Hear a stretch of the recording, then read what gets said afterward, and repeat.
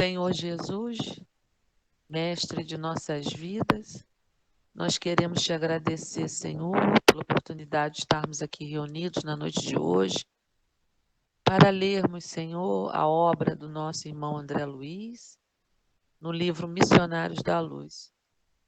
Muito temos a te agradecer, Senhor. Ampara cada lar aqui representado. Ampara também, Senhor, nos oriente na noite de hoje, no estudo que vamos fazer, para que possamos compreender e, mais do que isso, Senhor, meditar no que será lido. Muito obrigado, Senhor. Então, Paramos aqui, eram aproximadamente 22 horas.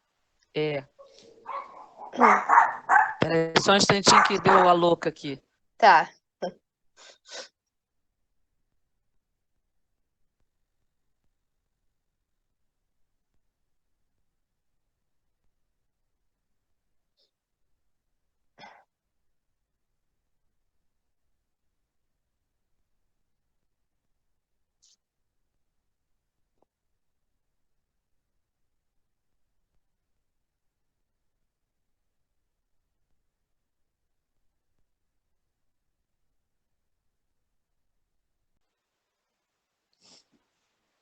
Vamos lá. Pode, então? Vamos lá. Pode, tá? Pode. Eram aproximadamente 22 horas, quando nos pusemos a caminho da residência de Raquel. A pequena família acabava de recolher-se. Herculano e os demais receberam-nos com inequívocas demonstrações de carinho. O chefe dos construtores dirigiu-se ao meu instrutor nesses termos. Esperávamos pela sua colaboração para iniciarmos o serviço magnético do paciente. Passamos em seguida à pequena câmara onde Segismundo repousava. Permanecia ele aflito, de olhar triste e vagueante. Não pude sopitar a interrogação. Por que motivo Segismundo sofre tanto? Indaguei de Alexandre em tom discreto. Desde muito, e particularmente desde a semana passada, está em processo de ligação fluídica direta com os futuros pais. Herculano está encarregado de ajudá-lo nesse trabalho. À medida que se intensifica semelhante aproximação, ele vai perdendo os pontos de contato com os veículos que consolida em nossa esfera, através da assimilação dos elementos de nosso plano. Semelhante operação é necessária para que o organismo perispiritual possa retomar a plasticidade que lhe é característica, e no estágio em que ele se encontra, o serviço impõe-lhe sofrimento. A observação era muito nova para mim. Eu continuei indagando. Mas o organismo perispíritico de Segismundo não é o mesmo que ele trouxe da crosta ao desencarnar pela última vez? Sim, concordou o orientador. Tem a mesma identidade essencial. Todavia, com o concurso do tempo, em vista de nova alimentação e novos hábitos em meio muito diverso, incorporou determinados elementos de nosso círculo de vida, dos quais é necessário se desfaça, a fim de poder penetrar com êxito a corrente da vida carnal. Para isso, as lutas das ligações fluídicas primordiais com as emoções que lhes são consequentes desgastam-lhe as resistências dessa natureza, salientando-se que, nessa noite, faremos a parte restante do serviço, mobilizando em seu auxílio nossos recursos magnéticos. Oh, disse eu, não teremos aqui um fato semelhante à morte física na crosta? Alexandre sorriu e aqui esqueceu. Sem dúvida, desde que consideremos a morte do corpo carnal como simples abandono de envoltórios atômicos terrestres. Reconheci, porém, que a hora não comportava longas dissertações, e vendo que o meu bondoso instrutor fixava a atenção nos construtores, abstive-me de novas interrogações. Seguindo pelos amigos, Alexandre aproximou-se de Segismundo e falou bem-humorado. Então, mais forte?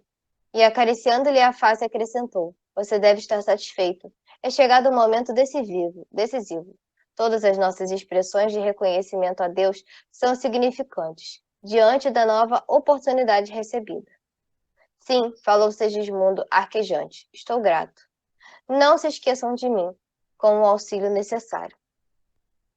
e, olhando angustiosamente para o meu orientador, observou, inquieto. Tenho receio, muito receio. Alexandre sentou-se paternalmente ao lado dele e disse-lhe com ternura: não asile o monstro do medo no coração. A hora é de confiança e coragem. Ouça, Segismundo. Se você guarda alguma preocupação, divida conosco os seus pesares.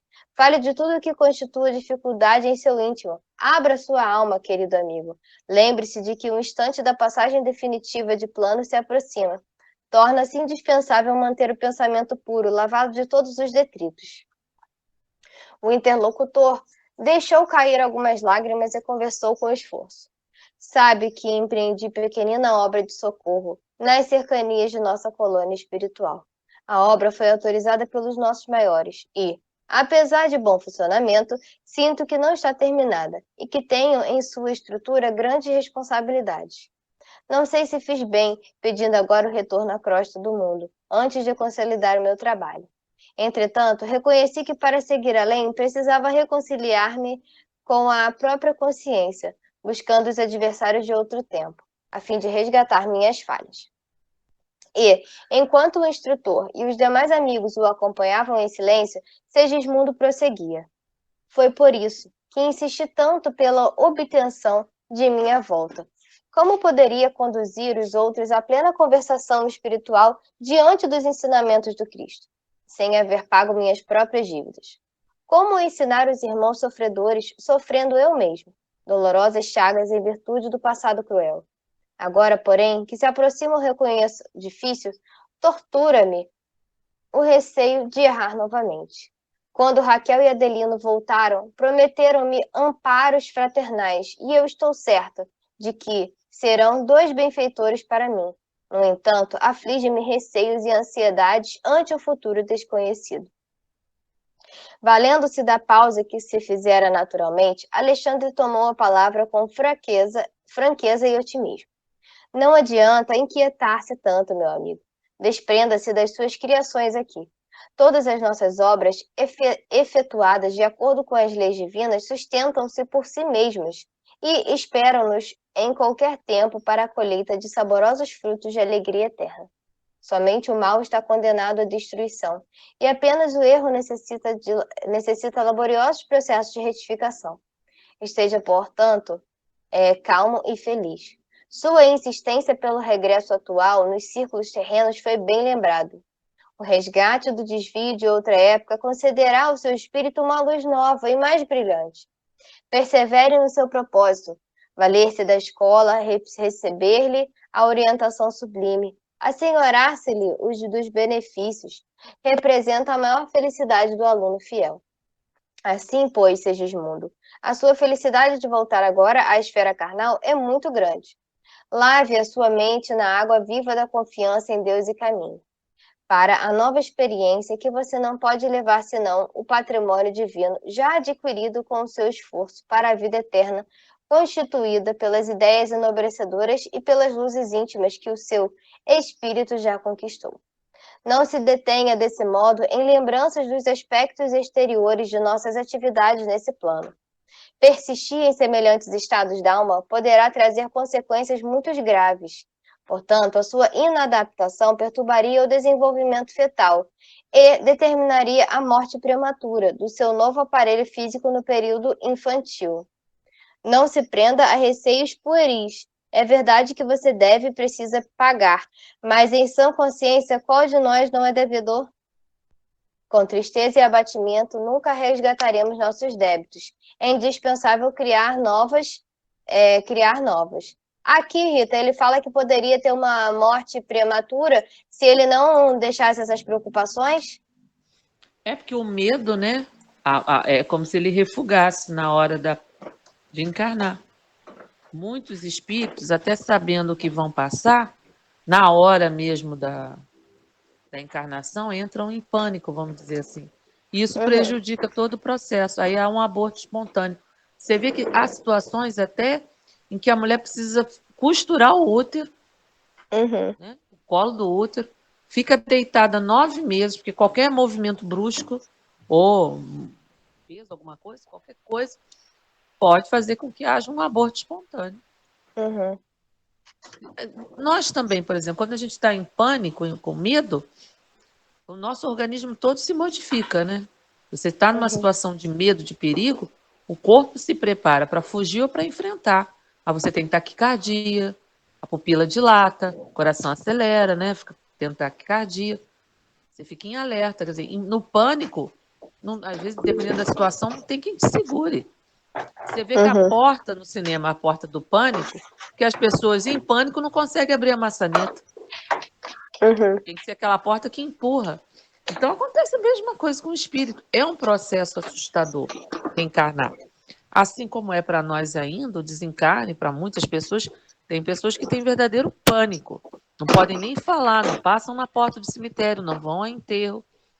Porque é um processo, mesmo com todo o conhecimento da doutrina espírita, a gente não sabe muito bem, né, como é que vai ser, como é que nós vamos chegar. Uhum.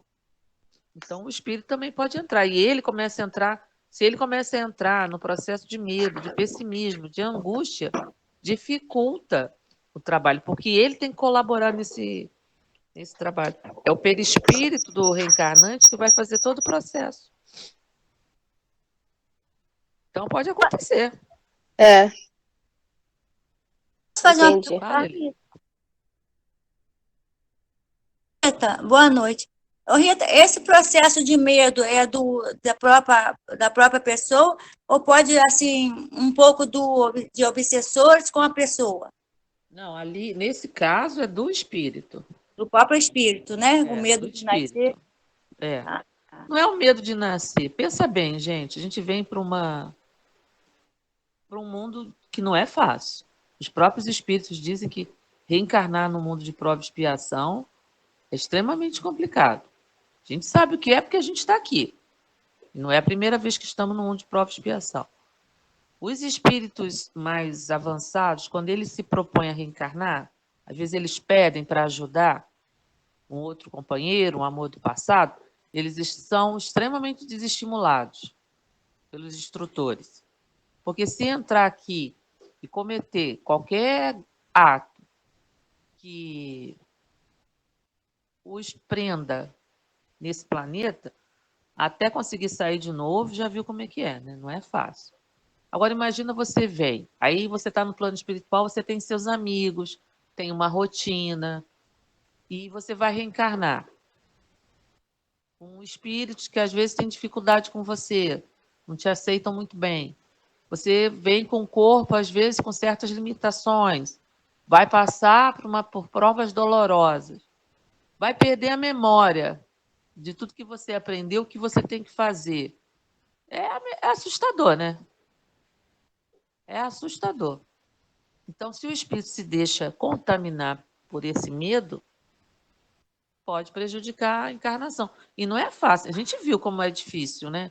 Sigismundo trabalhou no plano espiritual, pediu o auxílio dos irmãos, conversou com os dois que ele tinha prejudicado, quer dizer, os dois vieram juntos, combinaram que iriam recebê-lo. Quando chegou próximo do momento do reencarne, Adelino refugou, não queria, começou a se lembrar do que ele fez no passado. É um processo difícil, gente. Reencarnar é difícil e está ficando cada vez mais difícil. Por isso que é bom a gente já distribuir uns cartãozinhos, pedir, ter amigos no plano espiritual para chegar perto e dizer, você não quer me receber como filho, como filho? Fazer amizade. Fazer amizades. Fazer uma boa Construir, amizade aqui. construir parcerias, viu? E começar a fazer amizade com gente bem velhinha aqui na Terra. Entendeu? Começar a É a fazer, estratégia. é porque a gente vai chegar e pedir. Às vezes até a gente escuta falar brincando, mas é verdade. O filho diz assim, não pedi para nascer. A gente tem que dizer assim, não pediu mesmo, não. Implorou, se jogou nos meus pés, pediu pelo amor de Deus para voltar. E eu aceitei. Então é isso mesmo. Uma vez eu escutei uma história naquele programa Ouvindo Você, da Rádio de Janeiro.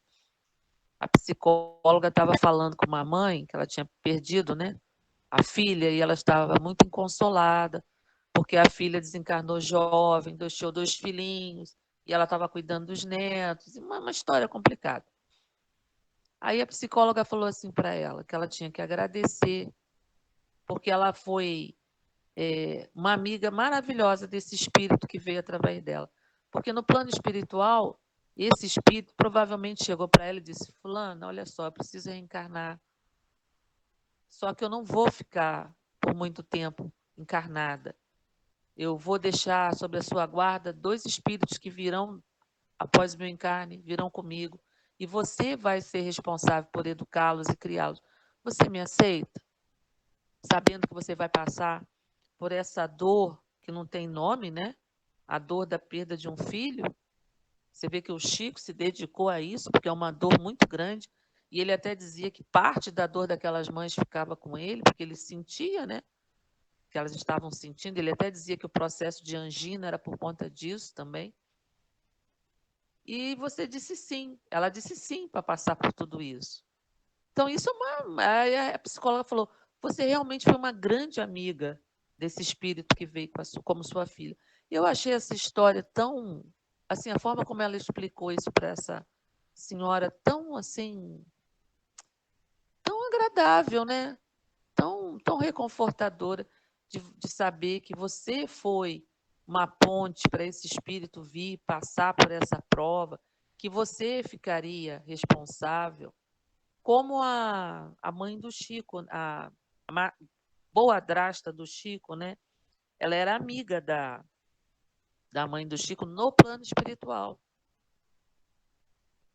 Depois, a mãe do Chico iria receber a Cidália como filha. Quer dizer, são amizades, são elas que nós vamos fazendo, né? Então é importante isso, mas é um processo complicado, é um processo difícil, amedrontador. Voltar para o plano espiritual, para o plano terreno. Imagina, né? Você tá lá, você consegue ter uma noção daquilo tudo e saber que precisa voltar, né? Não, e amizades, né? Eu acho que o que é mais complicado é uma bênção, mas você vem meio sem bússola, né? Porque você vem com uma intuição do que você tem que fazer. Mas quantos atrativos tem aqui no plano terreno que pode nos desviar a rota? Nós podemos nos perder. A gente tem um mapa, mas a gente pode se perder, né? Quantas pessoas com Waze não caíram em lugares que sofreram atentados e assaltos e por aí vai. Então é muito complicado. Agora, é importantíssimo porque é só aqui, lá em cima a gente sabe a teoria. Mas é aqui que a gente prova que vai conseguir passar ou não pelo teste. Mas é difícil. A maioria de nós que estamos reencarnados no planeta Terra, estamos tentando corrigir erros antiquíssimos. Fora os outros que a gente vai arrumando pelo meio do caminho. Ainda bem que Deus dá o véu de esquecimento, né? Ainda bem que Deus dá o véu de esquecimento. É uma bênção, mas ao mesmo Uma tempo benção. você vem só com a intuição. Porque se não tivesse o véu de esquecimento, seria impossível viver no mundo em sociedade, principalmente viver em família. Porque olha só, Sigismundo, Adelino tem uma dificuldade com Sigismundo. Mas vai vir aquele bebezinho bonitinho, que às vezes vai ser a cara do pai. Aí o pai já olha para aquela coisinha com mais amor. Aí passa a gostar daquele espírito. Daqui a pouco está beijando, está abraçando, está jogando para o alto, leva para passear. Um que foi inimigo do passado, que enfiou a faca no coração dele. Agora, se não tivesse esquecimento do passado, seria impossível. Sem o véu do esquecimento do passado, nós não conseguiríamos viver em sociedade. Tendo o véu, já existem quantas tragédias não tem por aí? Imagina sem o véu. É importante, gente. Mas é complicado. É difícil. Então, vamos continuar. Tá bom, vamos lá. Segismundo fez um gesto significativo de afirmação e sorriu com dificuldade, mostrando-se menos triste. Não perturbe o seu trabalho valioso do momento.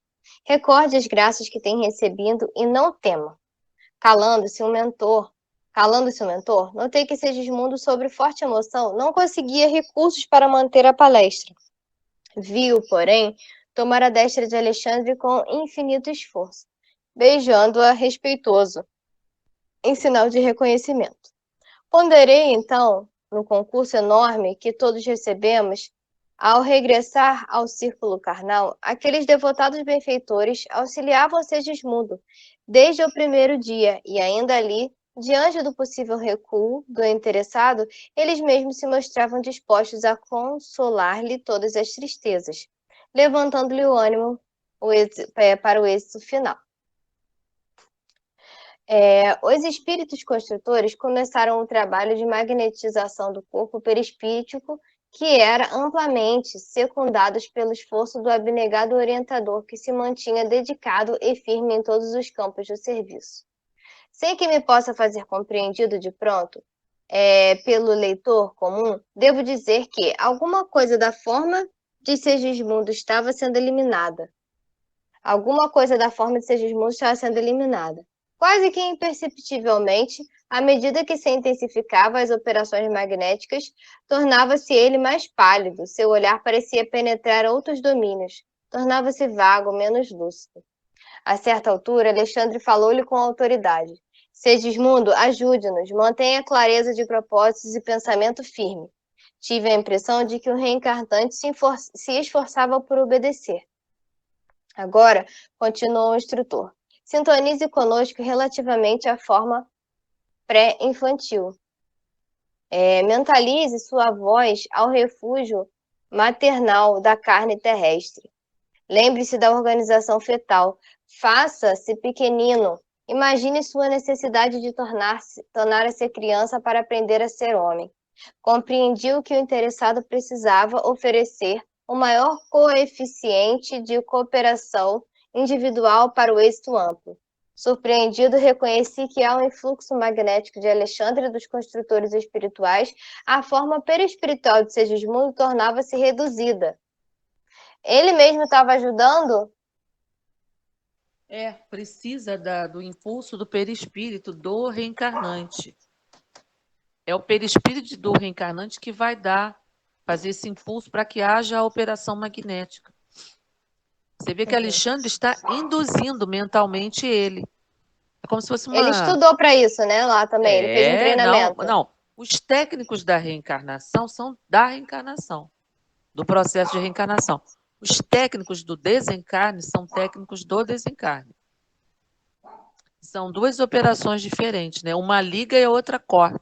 Corta não, desata, porque esses laços não são cortados, eles são desatados. É a diferença do suicida para a pessoa que desencarna naturalmente, né?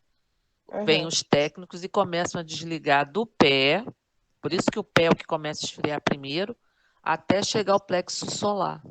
É por isso que o pessoal fala, né? Tá com pé, parece pé de morto. Parece pé de defunto. Fulano tem pé de defunto, porque o pé começa a esfriar primeiro. Porque eles vêm do pé e vêm desatando. Por isso que demora 72 horas, em média, para desatar esses laços. É a recomendação do espírito Emmanuel, que para a cremação se aguarde 72 horas. Até as pessoas que trabalham em fornos crematórios, eles já devem até desconfiar quando é espírita. Porque deve pedir, você me dá 72 horas. E você acha que para animal também é assim? Não, porque o animal ele não tem as dificuldades que nós temos, os comprometimentos que nós temos, né? Sim. Dizem alguns, eu já li alguns livros, que falam que o reencarne do animal, a maioria reencarna no mesmo reino quase que imediatamente. O Chico conta que ele tinha uma cachorra chamada Brinquinho, e ele ganhou uma outra cachorrinha, e ele viu a Brinquinho ensinando boneca, né? essa nova... Não sei se é boneca ou se era Brinquinho. Eu sei que uma delas ensinou para a outra como que ele gostava de ser lambido assim no rosto. Beijinho, né? Então, o Divaldo conta também que ele entrou numa casa, e quando ele entrou, assim, ele foi chamado, né, visitando, veio um pastor alemão e pulou no peito dele, ele se assustou. Aí o cachorro saiu, aí ele falou pro dono da casa assim, nossa, você tem um cachorro bonito, um pastor alemão bonito? Aí o dono da casa, não, mas eu não tenho cachorro. Porque o cachorro que eu tinha já desencanou. Eu li numa outra... Eu não li num livro, mas eu li vendo o Instagram, né? Essas páginas espírita. Aí botou um postzinho dizendo que o animal ainda fica mais ou menos 3 meses vivenciando, morando, né, na casa do dono, para que o dono não sinta tanta falta dele. Ele fica ali, a energia dele fica ali, né? Mas Uhum. há outros animais que a reencarnação é quase que imediata, porque eles não têm o comprometimento que nós temos. Mas não tem mesmo. E reencarnam geralmente no mesmo reino. Os animaizinhos dá câncer, dá esses tipos de Dá isso enfermidade. porque é uma forma deles também aprenderem, né, evoluírem, passando por essas Eu, dificuldades. Não é, por exemplo, nosso caso, às vezes nós construímos aquilo pelo nosso comportamento. Há outros casos que vêm no nosso planejamento passar por determinadas doenças, e há doenças que nós desenvolvemos pelo nosso comportamento desregrado. Mas sempre é com a nossa participação de alguma forma. Os animais não. Porque eu eles nem ficava muito espiam, inconformada. eles nem espiam e nem. Eles não espiam, né? Não tem doenças expiatórias. Agora, o que está acontecendo com os animais? A medicina veterinária ela evoluiu muito.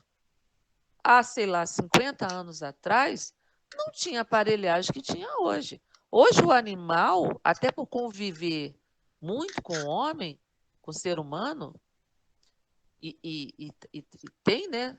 Às vezes é criado até como um ser humano, ele está tendo muita doença que nós temos. Eles têm catarata, eles têm problema de coração, eles têm problema nos rins, eles têm câncer, eles têm Uhum. diabetes, eles têm pressão alta. Mas isso também muito por conta da medicina, como evoluiu também. Antigamente o cachorro morria, a gente... Gente, eu não vou dizer minha idade, né? Mas, sei lá, mais de 50 anos, menos de 50, uns 45 anos atrás, a gente nem sabia o que era médico veterinário. Não era assim, como a gente vê clínicas e clínicas abertas. A gente não Uhum. levava cachorro veterinário. O máximo que a gente vacinava era raiva, cachorro comia angu. Hoje, quem que dá angu para cachorro? Não dá. Tem a ração, aí tem a ração tal, ração para animal que tem determinadas doenças, que já vem remédio na ração natural, ração com não sei o quê. Não tinha. A própria ração, quando a gente começou a ouvir ração, não tem tanto tempo assim. Dava-se ração para gado, agora para cachorro não.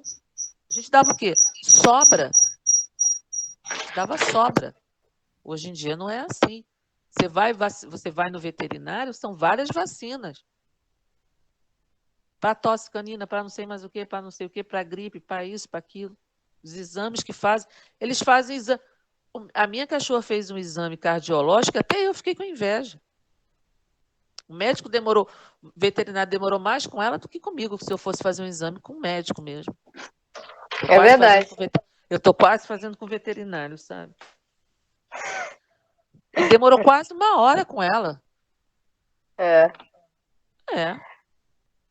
Ô, Rita, eu ficava muito inconformada, né, com essa questão dos animais e tal, buscando mesmo, né? Aí tem um livro que eu li tipo assim, eu esqueci o nome do livro, é um livro que fala negócio de animais.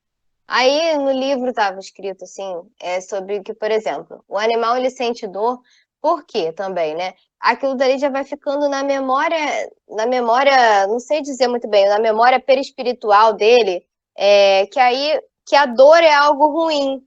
E aí, quando ele se tornar essa forma humana, ele já tendenciar a não errar, porque sabe que a dor é algo ruim, entendeu? Eu vi alguma coisa escrita nesse sentido. No caso deles, o que eles passam não é expiatório, né? Não é consequência de um ato. Mas Sim. eles passam também porque a dor é uma forma de evoluir. Então, eles vão também, com aquele sofrimento, aprendendo. Uhum. Não é por erros do passado, equívocos do passado, como é o nosso caso.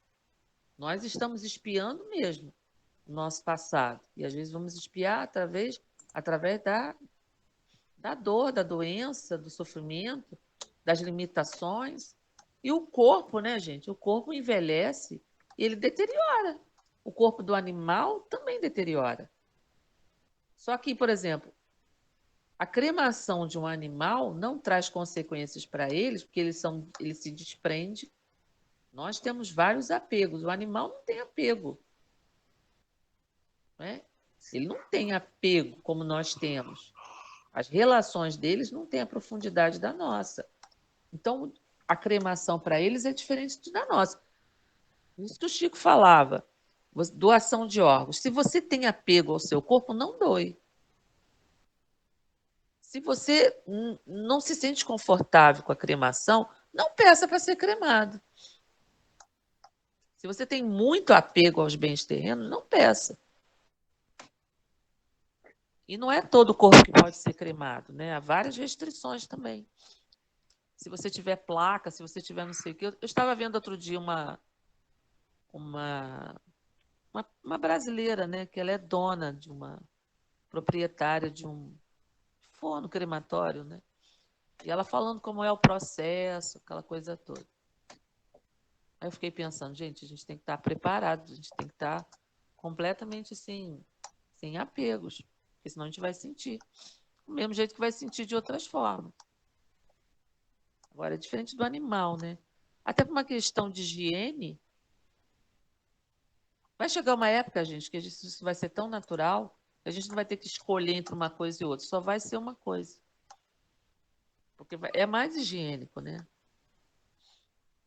Do que um campo santo, né? Vamos continuar? Alguém quer falar alguma coisa, gente? Então vamos. Vamos lá. A operação não foi curta nem simples. Identificava o esforço geral para que se efetuasse a redução necessária. Segismundo parecia cada vez menos consciente. Não nos fixava com a mesma lucidez e suas respostas às nossas perguntas afetuosas não se revelavam completas. Por fim, com grande assombro meu, verifiquei que a forma de nosso amigo assemelhava-se à de uma criança. O fenômeno espantava-me e não pude conter as interrogações que me represavam no íntimo. Observando que Alexandre e os construtores se dispunham a alguns minutos de intervalo antes da penetração na câmara conjugal, acerquei-me do prestimoso orientador que me percebeu um relance à curiosidade. Acolheu-me cortês como sempre foi e falou. Já sei, você permanece torturado pelo espírito da pesquisa. Sorri desapontado, mas cobrei ânimo e indaguei. Como pode ser o que vejo? Ignorava que o renascimento compelisse o plano espiritual a serviços tão complexos. O trabalho enobrecedor está toda parte, acentuou Alexandre atencioso. O paraíso da ociosidade é talvez a maior ilusão dos princípios teológicos que obscureceram na crosta o sentido divino da verdadeira religião. Fez uma pausa, fixou num gesto expressivo e continuou. Quanto à natureza de que se sente possuído, não vemos razão para tanto. A desencarnação normal na Terra obriga o corpo denso da carne a não menos modificações. A enfermidade mortal para o homem terreno não deixa, em certo sentido, de ser prolongada a operação redutiva, libertando, por fim, a alma, desembaraçando-a nos laços fisiológicos. Há pessoas que, depois de algumas semanas de leito, se tornam francamente irreconhecíveis, e devemos considerar que o aparelho físico permanece muito distante da plasticidade do corpo perispiritual, profundamente sensível à influenciação magnética. A explicação não podia ser mais lógica.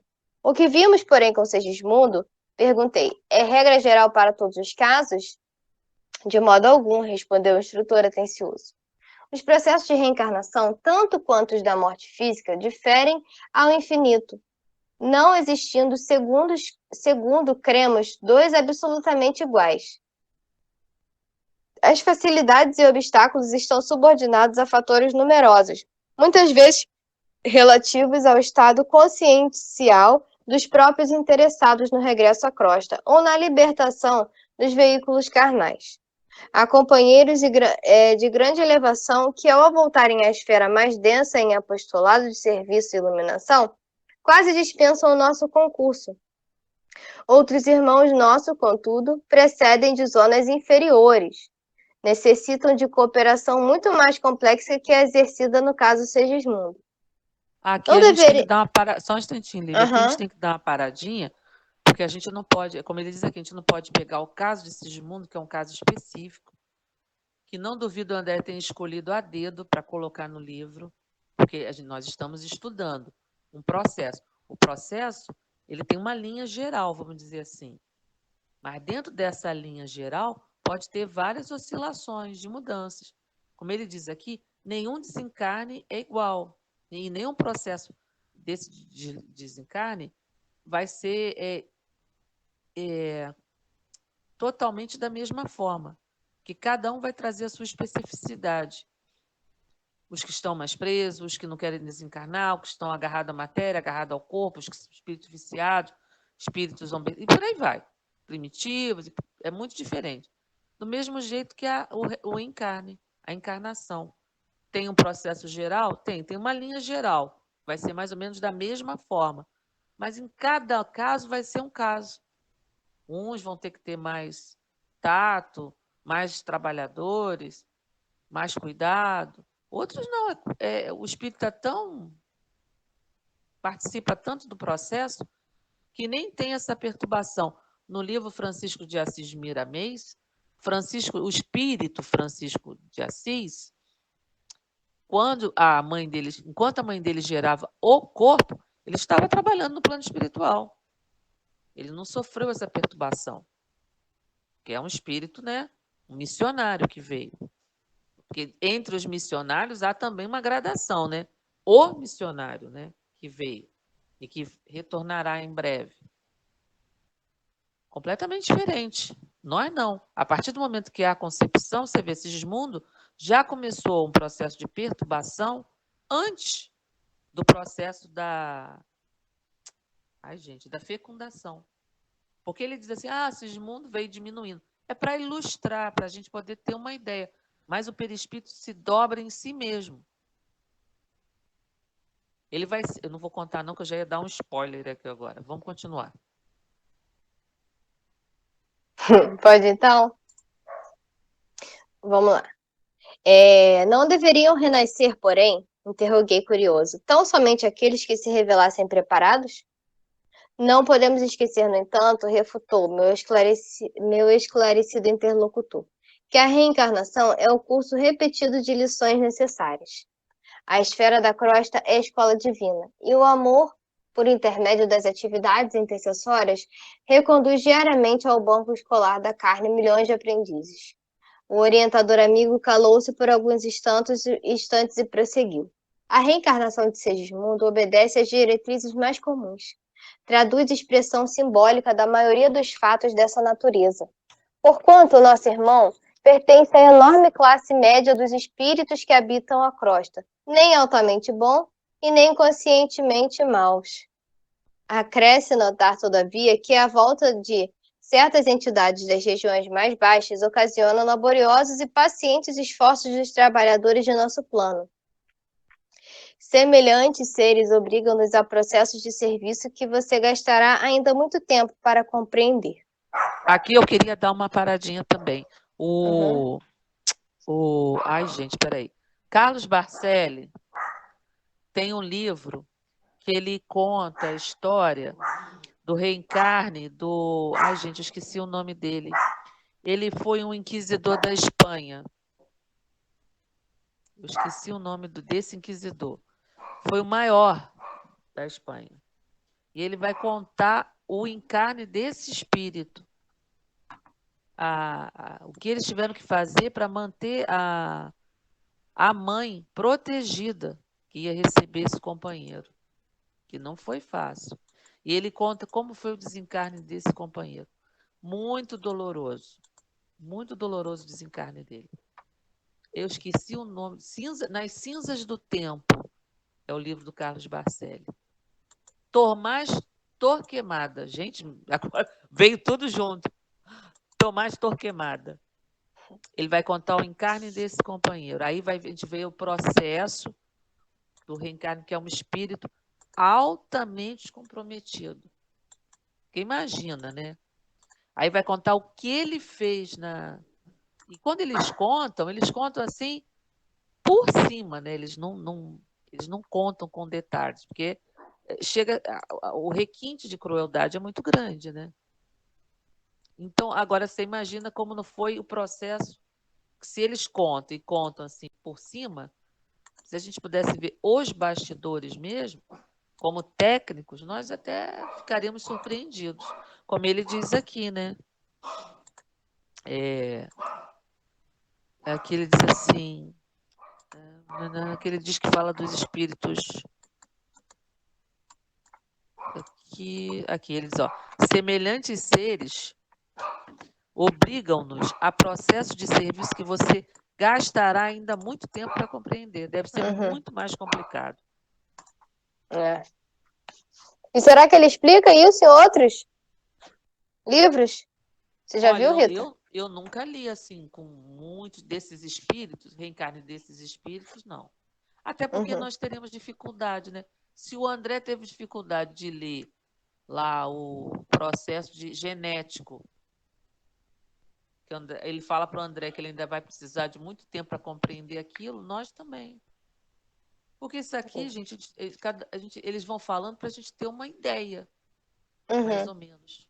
Deve ser muito, né, mais complexo, assim, mais detalhado. É muito mais complexo. Ele não tem condição. Se ele for falar mesmo com a linguagem técnica, nós não compreenderíamos. Nós teríamos dificuldade. Então, ele vai dizendo que não é o mesmo. Vai depender do espírito, na faixa evolutiva do espírito, do comprometimento daquele espírito, do mapa daquele companheiro. É muita coisa envolvida. Ó. Tem os pais envolvidos, os futuros genitores. Ele tem que entrar, ele fica um tempo próximo desses pais, para que os pais sintam a presença dele, né? Tem mulher que sabe um momento que ela engravidou. Ela sente o momento, ela sabe, sem fazer o exame, que ela está grávida. A coisa é tão séria que a mãe, dependendo da mãe do espírito, da ligação dos dois, ela assume um pouco a personalidade do filho que ela está gerando. Do filho que está ali, daquele espírito, porque ele fica ali convivendo com a mãe, né? É um processo muito íntimo da mãe com o filho. Filho ou filha, né? Digo filho assim, no geral. Alguém quer falar alguma coisa? Lembrou de algum livro? Esse vale a pena, hein? Esse Nas Cinzas do Tempo. Eu li, acho que em 3 dias. O meu livro, parar. né? Não, porque você não consegue parar, porque a história é boa e você quer saber o que vai acontecendo. E nesse livro é interessante, porque vai contar... Porque eles estão, né, numa reunião mediúnica, dentro do sanatório espírita lá de Uberaba, com a Maria Modesta Cravo, e ela vai relatando o que ela está vendo no plano espiritual. Eu gostei muito desse livro. Desse eu gostei. Eu já li outros do mesmo autor espiritual e não gostei. Mas esse vale a pena. Vamos lá. As elucidações de Alexandre calavam-me fundo, satisfazendo minha pesquisa intelectual. Entretanto, novas indagações surgiram-me na mente sequiosa. Foi então que, premido por intensa e legítima curiosidade, perguntei respeitoso: o auxílio que vemos atingirá porventura a todos? Aqui nos encontramos no lar em bases retas, segundo sua própria afirmação. Mas, se nos achássemos numa casa típica de deboche carnal, e se fôssemos aqui defrontados por paixões criminosas e desvarios desequilibrantes? O instrutor meditou gravemente e redarguiu: André, o diamante perdido no lodo por algum tempo não deixa de ser diamante. Assim também a paternidade e a maternidade em si mesmas. São sempre divinas, em todo lugar desenvolve-se auxílio da esfera superior, desde que se encontre em jogo o trabalho da vontade de Deus. Entretanto, devemos considerar que, em tais circunstâncias, as atividades de auxílio são verdadeiramente sacrificiais. As vibrações contraditórias e subversivas das paixões desvairadas da alma em desequilíbrio comprometem os nossos melhores esforços. Muitas vezes, nessas paisagens de responsabilidades e viciação, para ajudar em obediência ao nosso ministério, devemos, antes de tudo, lutar contra entidades monstruosas, dominadoras nos círculos da vida dos homens e das mulheres, que, previamente, escolhem o perigoso caminho da perturbação emocional, onde tais entidades ignorantes e desequilibradas transitam. Nesses casos, nem sempre a nossa colaboração pode ser perfeita, porquanto são os próprios pais que menosprezando a grandeza do mandato que lhes foi confiado, abrem as portas de suas potências sagradas aos impiedosos monstros da sombra que lhes perseguem, os filhos nascituros. Certas almas heróicas escolhem semelhante entrada na existência carnal, a fim de que se fortalecerem nas resistências supremas contra o mal desde os primeiros dias de serviço uterino. Entretanto, devemos considerar que é preciso ser suficientemente forte na fé e na coragem para não sucumbir. Nos renascimentos dessa espécie, o maior número de criaturas, porém, cumpre o programa salutar das provações retificadoras. Muitas fracassam, todavia, há sempre grande quantidade das que retiram os melhores lucros espirituais no setor da experiência para a vida eterna. Alexandre comentara o assunto com impotente beleza. Começava eu a compreender a procedência de certos fenômenos teratológicos e de determinadas moléstias congênitas que no mundo confrangem o coração. As asserções do momento levavam-me a novo e fascinante estudo, a questão das provas retificadoras e necessárias. Em seguida, Alexandre convidou os construtores a examinarem os mapas cromossômicos em companhia dele, junto de Herculano. Acompanhei o trabalho com interesse, embora absolutamente desprovido de competência para ajuizar com precisão relativamente aos caprichosos desenhos sob o nosso olhar. Não me é dado transmitir determinadas definições daquela pequena assembleia de autoridades espirituais, por falta de elementos para a comparação analógica, mas posso dizer que finda a parte propriamente técnica das conversações, o meu orientador acrescentava satisfeito. Com exceção do tubo arterial na parte a dilatar-se para o mecanismo do coração, tudo irá muito bem. Todos os genes poderão ser localizados com normalidade absoluta. Por que Depois de isso? Por quê? Só um instantinho. Por que isso? Porque Sigismundo vai nascer com problema cardíaco congênito. Ele já vai nascer com essa... Porque foi ali, nessa região, onde o punhal atingiu o coração de Adelino. Quando eu firo o meu perispírito. Fica gravado. Quando a gente dá, né, uma punhalada em alguém, ferir na mesma região meu perispírito. É automático. Então, eles já vai nascer com isso. Eles vão fazer todo o corpo com a herança genética. No entanto, vai vir com essa falha no coração. Porque ele é herdeiro do ato dele. Não vai ser uma coisa genética. Vai procurar de mil formas. Na família nunca ninguém nasceu com esse problema, com essa dificuldade. Por que só ele nasceu com isso? Por conta disso. Uhum. E normalmente não teria cura. No caso dele, não. Uhum. E ele vai descobrir na idade que ele feriu o Adelino, que vai começar a surgir os problemas dele. Porque há situações, há dificuldades no nosso corpo físico que são inoperáveis. Uhum. Aí você tem que ver uma vida toda regrada, não pode isso, não pode aquilo outro. Por conta disso. Somos herdeiros dos nossos atos. Eu vou ler só até mais aqui, tá, Rita? Porque já apareceu, já... Vamos parar aqui, ó.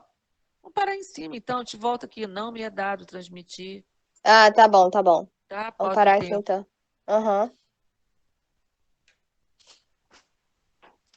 Alguém gostaria de falar alguma coisa rapidinho, para a gente fazer a nossa oração? É muito legal essa história dele, muito esclarecedora, né? Não, é a parte maravilhosa. E muito linda também. Uhum. A forma como eles vão mostrar pra gente como é que ele vai entrar no quarto, que é uma preocupação, né? Uhum. Vai ser bem lírica, assim, bem lúdica, bem. E não deve ser assim, desse jeito, mas para a gente entender, né? Como ele Eu disse, fico... né? Pode falar. Difícil falar. Não, é como ele disse aqui, não adianta ele tentar falar, porque nós não vamos entender. Eles não podem aprofundar muito. E eu Então, fico imaginando o quanto é complexo isso tudo e a oportunidade da muito complexo. reencarnação. É uma baita de uma oportunidade estar Baita de uma aqui, né? oportunidade. Se a gente viu o trabalho que dá. O Uhum, trabalho que dá. E os técnicos que fazem, como ele disse, nesses lares pervertidos, nesses antros, nesses lugares difíceis, são técnicos sacrificiais. Eles estão ali quase como que voluntários, porque é muito difícil, por amor mesmo, porque eles não vão ter a colaboração do ambiente, não vão ter a colaboração dos pais, são espíritos altamente endividados que reencarnam naquilo, mesmo os que vêm, que pedem para nascer nessa forma, é um grande risco, uhum. é um grande risco, e eles não estão ali ao léu, né, abandonados. Quem gostaria de fazer a oração final? Eu faço. Então tá. Vamos lá. Senhor Jesus, nosso mestre amigo, agradecemos mais uma vez por nossa reunião, por nosso estudo, especialmente hoje, Senhor, falando desse assunto da reencarnação. Agradecemos por estarmos aqui hoje encarnados, estudando o teu evangelho, tentando seguir o caminho reto ao qual nos propôs, Senhor. Pedimos também, nesse momento, por todos aqueles, Senhor, que irão reencarnar, que estão com os corações aflitos e que necessitam, Senhor, do seu amparo, da sua calma e da sua paz, Senhor. Com a confiança em Ti, Mestre, de que tudo dará certo, de que todos alcançaremos o caminho necessário. Muito temos a Te agradecer, que assim seja. Então, gente.